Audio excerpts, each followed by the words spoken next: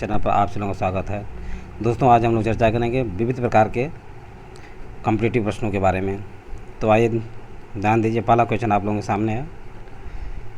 निम्न में से कौन सा एक अधिकार राष्ट्रीय आपातकाल तक में भी समाप्त या सीमित नहीं किया जा सकता है? ध्यान दीजिए दोस्तों, इसके विकल्प हैं, ये में है यहाँ पे, जो कि मैं लिख दिया गया है, इसमें छप गया है। तो ध्यान रखिए, निम्न में से कौन सा एक अधिकार राष्ट्रीय आपातकाल तक में भी समाप्त या सीमित नहीं किया जा सकता है? विकल्प आप लोगों के सामने है। देश के किसी भाग में निवास तथा बसने की स्वतंत्रता का अधिकार। बी विकल्प है व्यक्तिगत स्वतंत्रता तथा जीवन का अधिकार। सी है भारत के संपूर्ण क्षेत्र में अबाध भ्रमण की स्वतंत्रता का अधिकार। डी है वृत्ति या उपजीविका की स्वतंत्रता का अधिकार। तो दोस्तों, इसमें विकल्प बी आपका उचित आंसर है, व्यक्तिगत स्वतंत्रता का तथा जीवन का अधिकार। व्यक्तिगत स्वतंत्रता तथा जीवन का अधिकार। जीवन का अधिकार 44वें संविधान संशोधन 1978 के बाद, 44वें संविधान संशोधन 1978 के बाद 1978 के पश्चात अनुच्छेद 21 में, किसमें? अनुच्छेद 21 में, अनुच्छेद 21 में प्रदत्त प्राण एवं दैहिक स्वतंत्रता का मौलिक अधिकार, प्राण एवं दैहिक स्वतंत्रता का मौलिक अधिकार, जिससे जीवन का अधिकार राष्ट्रीय आपातकाल की स्थिति में भी सीमित या समाप्त नहीं किया जा सकता है। तो आप लोग समझ में आ गया होगा कि 44वें संविधान संशोधन 1978 के बाद अनुच्छेद 21 में प्रदत्त प्राण एवं दैहिक स्वतंत्रता का मौलिक अधिकार, जिसे जीवन का अधिकार भी कहा जाता है, राष्ट्रीय आपातकाल की स्थिति में भी सीमित या समाप्त नहीं किया जा सकता। ज्ञातव्य है कि यदि राष्ट्रीय आपातकाल युद्ध या बाह्य आक्रमण के आधार पर घोषित हुआ हो, किस पे? युद्ध या बाह्य आक्रमण, युद्ध या बाह्य आक्रमण के आधार पर घोषित हुआ हो, या बाह्य आक्रमण के आधार पर घोषित हुआ है, तो सभी मूल अधिकार स्थगित किए जा सकते हैं। सभी मूल अधिकार स्थगित किए जा सकते हैं, परंतु अनुच्छेद 21 तथा अनुच्छेद 20, कौन सा? अनुच्छेद 21 तथा अनुच्छेद 20, नोट टू द पॉइंट। अनुच्छेद 21 तथा अनुच्छेद 20 अपराधों के लिए दोष सिद्ध के संबंध में संरक्षण को स्थगित नहीं किया जा सकता। दूसरी ओर, यदि सशस्त्र विद्रोह के कारण आपातकाल घोषित हुआ, सशस्त्र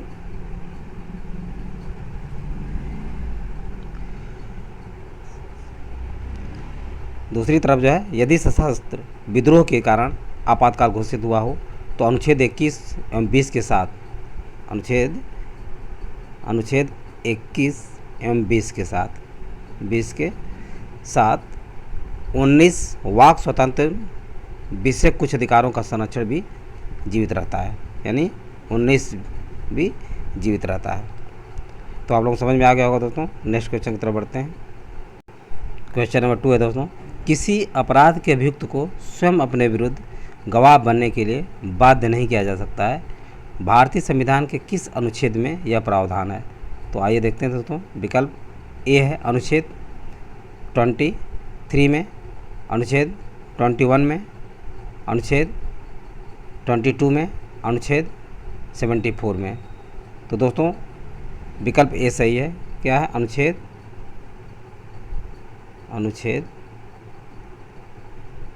23, यानी 20 और 23 के 3 में व्याख्या किया गया। भारतीय संविधान के अनुच्छेद 20 ब्रैकेट में 3 में प्रावधानित है कि किसी अपराध के अभियुक्त को स्वयं अपने विरुद्ध गवाह बनने के लिए, स्वयं अपने विरुद्ध गवाह बनने के लिए बाध्य नहीं किया जा सकता है। तो आप लोग समझ में आ गया होगा। नेक्स्ट क्वेश्चन की तरफ बढ़ते हैं। क्वेश्चन नंबर 3 है दोस्तों, देखिए, संविधान का कौन सा अनुच्छेद दोष सिद्धि के संबंध में अभियुक्तों को दोहरे दंड से संरक्षण प्रदान करता है? तो विकल्प आप लोगों के सामने है। विकल्प ए अनुच्छेद 19, विकल्प बी अनुच्छेद 22, विकल्प सी अनुच्छेद 21 और विकल्प डी अनुच्छेद 20। तो दोस्तों विकल्प डी आपका उचित आंसर है। विकल्प डी उचित आंसर है। अनुच्छेद 20 संविधान को अनुच्छेद 22 के अनुसार किसी व्यक्ति यानी 22 के अनुसार किसी व्यक्ति को एक ही अपराध के लिए एक बार से अधिक अभियोजित या दंडित नहीं किया जा सकता। एक बार से अधिक अभियोजित या दंडित नहीं किया जा सकता तथा अनुच्छेद 20(3) यानी 20(3) अनुच्छेद 23 के अनुसार किसी अपराध के लिए अभियुक्त किसी व्यक्ति को स्वयं अपने विरुद्ध साक्षी होने के लिए बाध्य नहीं किया जा सकता। 23 है, यानी अनुच्छेद 20(3) के अनुसार किसी अपराध के लिए अभियुक्त किसी व्यक्ति को स्वयं अपने विरुद्ध साक्षी होने के लिए बाध्य नहीं किया जाएगा। नेक्स्ट क्वेश्चन नंबर 4 है, भारतीय संविधान के किस अनुच्छेद में विधि की सम्यक प्रक्रिया के सिद्धांत को शामिल किया गया है? विकल्प आप लोगों के सामने है। अनुच्छेद 21, अनुच्छेद 22, अनुच्छेद 16 और अनुच्छेद 15। तो ध्यान दीजिए दोस्तों, अनुच्छेद 21 के तहत, किसके तहत? अनुच्छेद 21 के तहत, अनुच्छेद 21 के तहत विधि की सम्यक प्रक्रिया के सिद्धांत को शामिल किया गया है।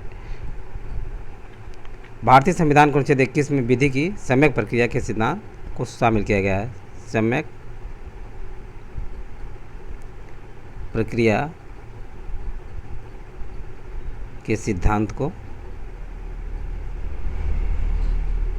शामिल किया गया है। अनुच्छेद 22 में कुछ दशाओं में गिरफ्तारी और विरोध से संरक्षण प्रदान किया गया है। अनुच्छेद 22 में कुछ दशाओं में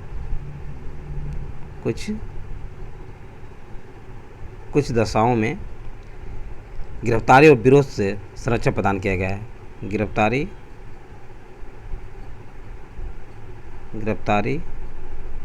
और विरोध से संरक्षण प्रदान किया गया है। विरोध से संरक्षण प्रदान किया गया है, ये ध्यान रखिए दोस्तों, संरक्षण प्रदान किया गया है।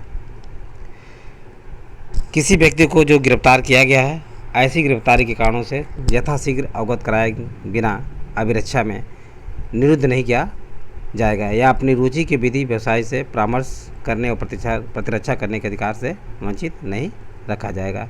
यह अनुच्छेद 22 में इस प्रकार का प्रावधान किया गया है। और विधि की सम्यक प्रक्रिया के सिद्धांत को शामिल किस में किया गया? अनुच्छेद 21 में किया गया है। तो आप लोग समझ में आ गया होगा। आगे नेक्स्ट क्वेश्चन की तरफ बढ़ते हैं। क्वेश्चन नंबर 5 है दोस्तों, स्यादवाद सिद्धांत है। विकल्प आप लोग सामने है। लोकायत धर्म का, शैव धर्म का, वैष्णव धर्म का, जैन धर्म का। एक बार पुनः विकल्प सुनिए। लोकायत धर्म का, शैव धर्म का, वैष्णव धर्म का, जैन धर्म का। तो लोकायत सिद्धांत किससे संबंधित है? जैन धर्म से। जैन धर्म से लोकायत सिद्धांत जो है, स्यादवाद सिद्धांत संबंधित है। यानी स्यादवाद सिद्धांत किससे संबंधित है? जैन धर्म से। महावीर स्वामी जैन धर्म के 24वें तीर्थंकर थे। कितने थे? 24वें तीर्थंकर थे।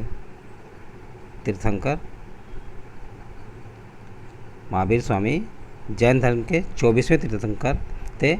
इन्होंने वेदों की अपौरुषेयता स्वीकार करने से इनकार कर दिया था। यानी वेदों की जो महत्व था उसको स्वीकार करने से इन्होंने इनकार कर दिया था तथा धार्मिक सामाजिक रूढ़ियाँ, जो समाज में धार्मिक सामाजिक रूढ़ियाँ एवं पाखंड का व्याप था, उनका इन्होंने विरोध किया था।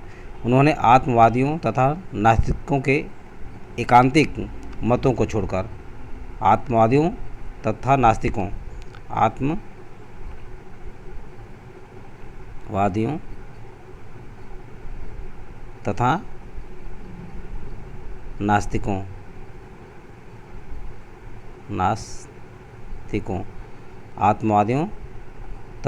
के एकांतिक मतों को छोड़कर बीच का मार्ग अपनाया। कौन सा मार्ग अपनाया? मध्यम मार्ग, यानी मध्यम मार्ग अपनाया या बीच का मार्ग अपनाया।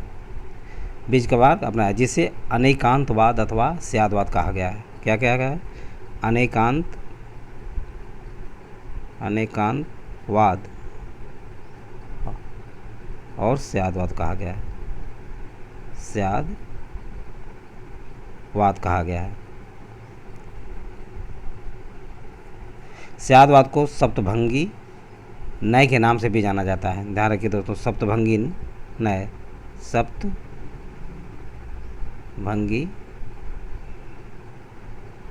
नय। तो ये पॉइंट ध्यान देने योग्य हैं, यानी सप्तभंगी नय भी स्यादवाद को कहा गया है। तो अनेकांतवाद, स्यादवाद और सप्तभंगी नय, ये तीनों शब्द जो हों, यदि मान लीजिए स्यादवाद पूछ दिया या सप्तभंगी पूछ दिया या अनेकांतवाद पूछ दिया, तो ये सभी के सब क्या है, जैन धर्म से संबंधित है। नाम से भी जाना जाता है। यह ज्ञान की सापेक्षता का सिद्धांत है।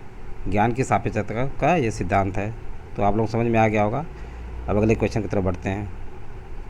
क्वेश्चन नंबर 6 है, निम्नलिखित में से कौन सबसे पूर्वकालिक जैन ग्रंथ कहलाता है? विकल्प आप लोगों के सामने, 12 अंग, 12 उपांग, 14 पूर्व, 14 उपपूर्व। पुनः एक बार सुन लीजिए, 12 अंग, 12 उपांग, 14 पूर्व, 14 उपपूर्व। तो विकल्प सी जो है इसका उचित आंसर है, क्या है? 14 पूर्व, 14 पूर्व। ये जैन धर्म का सबसे पूर्वकालिक जैन ग्रंथ है। 14 पूर्व प्राचीनतम जैन ग्रंथ है। अंतिम नंद राजा के समय में संभूत विजय, अंतिम नंद राजा के समय में संभूत विजय, कौन? संभूत विजय,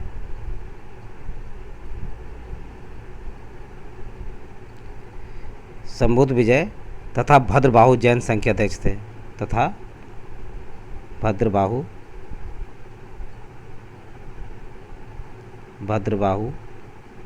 जैन संघ के क्या थे? अध्यक्ष थे। तथा ये ही महावीर द्वारा प्रदत्त 14 पूर्वों के विषय में जानने वाले अंतिम व्यक्ति थे। चलिए, 14 पूर्व के विषय में जानने वाले अंतिम यही 2 व्यक्ति थे। 12 अंगों में जैन सिद्धांतों का संकलन प्रथम जैन सभा में किया गया। 12 अंगों में जैन सिद्धांत का संकलन, जैन सिद्धांत का संकलन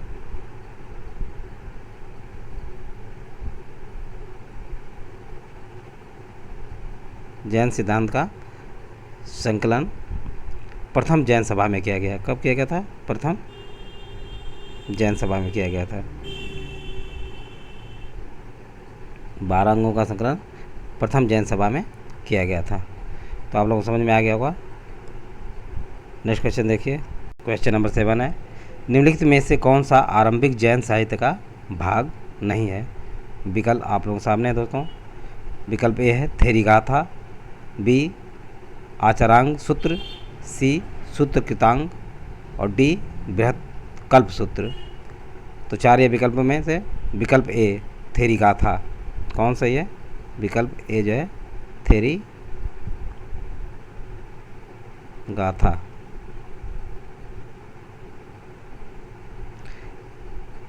थेरीगाथा बौद्ध साहित्य है। क्या है? थेरीगाथा बौद्ध साहित्य है। थेरीगाथा बौद्ध साहित्य है। थेरीगाथा क्या है? बौद्ध साहित्य है। इसमें 32 बौद्ध कवित्रियों की कविताएं हैं। कितने? 32 बौद्ध कवित्रियों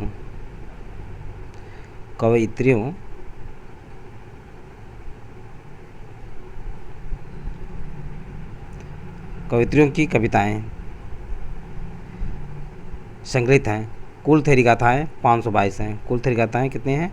522 हैं। आचारांग सूत्र,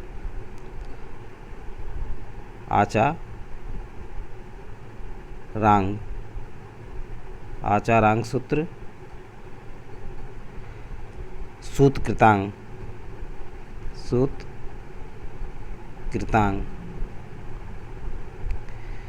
और बृहत कल्पसूत्र। बृहत कल्प सूत्र। बृहत कल्प सूत्र आरंभिक जैन साहित्य का भाग है। ये क्या है? 3 अचारांग सूत्र, शुद्ध कृतांग और बृहत कल्प सूत्र जो है जैन धर्म के आरंभिक साहित्य के भाग हैं। तो आप लोग समझ में आ गया होगा। नेक्स्ट क्वेश्चन देखिए, निम्नलिखित में से किसने प्रतिपादित किया कि भाग्य ही सब कुछ निर्धारित करता है, मनुष्य असमर्थ होता है? तो ध्यान देना ये भाग नहीं है, भाग्य है। क्या है? भाग्य है। भाग्य ही सब कुछ निर्धारित करता है, मनुष्य असमर्थ होता है। विकल्प आप लोगों के सामने है। जैनियों ने, बौद्धों ने, आजीविकों ने, मीमांसकों ने। जैनियों ने, बौद्धों ने, आजीविकों ने, मीमांसकों ने। तो ये चीज़ें किसने निर्धारित किया? आजीविकों ने। विकल्प सी उचित आंसर है। आजीविकों ने।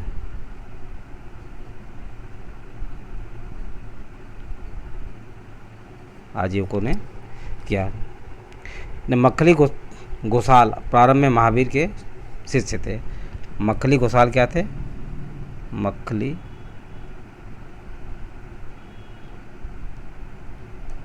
गोसाल प्रारंभ में महावीर स्वामी के शिष्य थे। किसके? महावीर स्वामी के शिष्य थे, किंतु बाद में मतभेद के चलते इन्होंने महावीर की शिष्यता त्याग कर आजीवक नामक स्वतंत्र संप्रदाय की स्थापना की। मक्खली गोसाल ने आजीवक नामक स्वतंत्र संप्रदाय की स्थापना की। यह संप्रदाय लगभग 1002 ईस्वी तक बना रहा। कब? 1002 ईस्वी तक यह संप्रदाय बना रहा। इनका मत नियतिवाद कहा जाता है। मक्खली गोसाल का मत क्या कहलाता है? नियतिवाद कहलाता है। नियतिवाद के नाम से जाना जाता है। नियतिवाद कहलाता है जिसके अनुसार संसार की प्रत्येक वस्तु भाग्य द्वारा पूर्व नियंत्रित एवं संचालित होती है। इनका कहना था कि संसार की प्रत्येक वस्तु भाग्य द्वारा पूर्व नियंत्रित एवं संचालित होती है।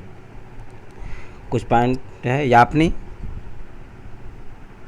ये भी पॉइंट याद रखिए। यापनी किस धर्म से संबंधित है? ये जैन धर्म से संबंधित है। किसका है? जैनियों का संप्रदाय है यापनी। यापनी जैन धर्म का क्या है? एक संप्रदाय है जिसकी उत्पत्ति यद्यपि दिगंबर संप्रदाय से हुई थी, तथापि ये कतिपय श्वेतांबर मान्यताओं का भी पालन करते हैं। यापनी जो है श्वेतांबर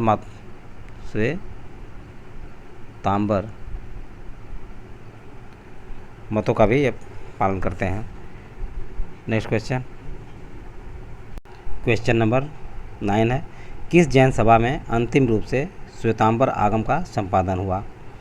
तो विकल्प देखिए दोस्तों, वैशाली में, वल्लभी में, पावा में, पाटलिपुत्र में। तो श्वेतांबर आगम का संपादन कहाँ पे हुआ था? पाटलिपुत्र में।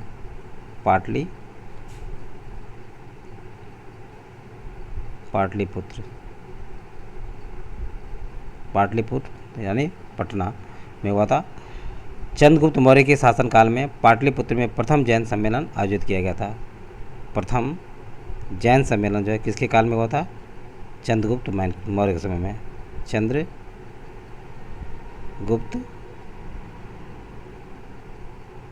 चंद्रगुप्त मौर्य के समय में आयोजित किया गया है, जिसमें श्वेतांबर आगम का संपादन किया गया है। जिसमें श्वेतांबर आगम का संपादन किया गया। चूँकि प्राचीन जैन शास्त्र नष्ट हो गए थे, अतः उन्हें पुनः एकत्र करने के लिए 4th शताब्दी ईसा पूर्व में, कब? 4th शताब्दी ईसा पूर्व में इस प्रथम जैन महासभा का आयोजन किया गया। इस प्रथम जैन महासभा का आयोजन किया गया था, जिसमें भद्रबाहु के अनुयायियों ने भाग नहीं लिया था। जिसमें भद्रबाहु के अनुयायियों ने भाग नहीं लिया था। अनुयायियों ने भाग नहीं लिया था। तो ध्यान दीजिए दोस्तों, और इसमें कुछ पॉइंट और ध्यान रखिए। महावीर स्वामी के प्रथम शिष्य थे। जमाली जो है महावीर स्वामी के प्रथम शिष्य थे। जमाली महावीर स्वामी के प्रथम शिष्य थे। ये प्रथम शिष्य थे किसके? महावीर स्वामी के प्रथम शिष्य जमाली थे। भगवान महावीर का जन्म 36 सामंत सिद्धांतों के यहाँ कब हुआ था? 599 ईसा पूर्व में हुआ था। 599 ईसा पूर्व में महावीर स्वामी का जन्म हुआ था। उनकी पत्नी का नाम यशोदा था। उनसे प्रियदर्शना नामक एक पुत्री उत्पन्न हुई थी, जिसे अणुजा भी कहा जाता है। उस पुत्री का विवाह जमाली नाम के क्षत्रिय से हुआ था, जो बाद में महावीर स्वामी का अनुयायी बन गया। यह उनका प्रथम शिष्य था। 11 अन्य प्रधान शिष्य, जिन्हें गणधर कहा जाता है, निम्न थे। उनके भी नाम आप लोग अपने दिमाग में सेट कर लीजिए। इंद्रभूति, अग्निभूति, वायुभूति, तीनों भाई थे। अग्निभूति,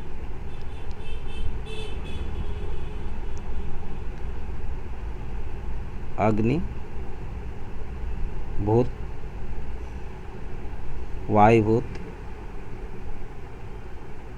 वायुभूति, इंद्रभूति, ये तीनों क्या थे? भाई थे। तीनों भाई थे। व्यक्त है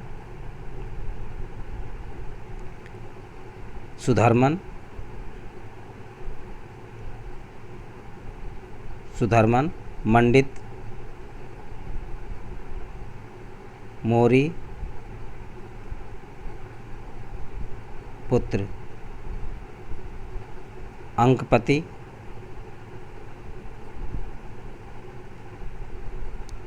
अचल भ्रता,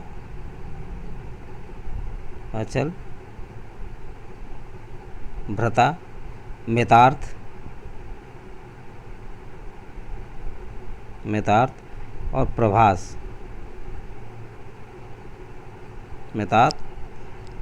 तथा प्रभास। ये 11 अन्य प्रधान शिष्य थे, जिन्हें गणधर भी कहा जाता था। तो जमाली महावीर स्वामी के प्रथम शिष्य थे और जमाता भी थे। इनकी पुत्री का नाम क्या था? प्रियदर्शना, जिसे अणुजा भी कहा गया है। और इनकी पत्नी का नाम, किनके? महावीर स्वामी की पत्नी का नाम यशोदा था। तो आप लोगों को समझ में आ गया होगा। दोस्तों आज बस इतना ही। यदि वीडियो अच्छा लगा हो तो इसे सब्सक्राइब और लाइक अवश्य करें तथा अपने सगे संबंधी और दोस्तों को शेयर करना न भूलें। थैंक यू दोस्त, नेक्स्ट वीडियो मिलेंगे।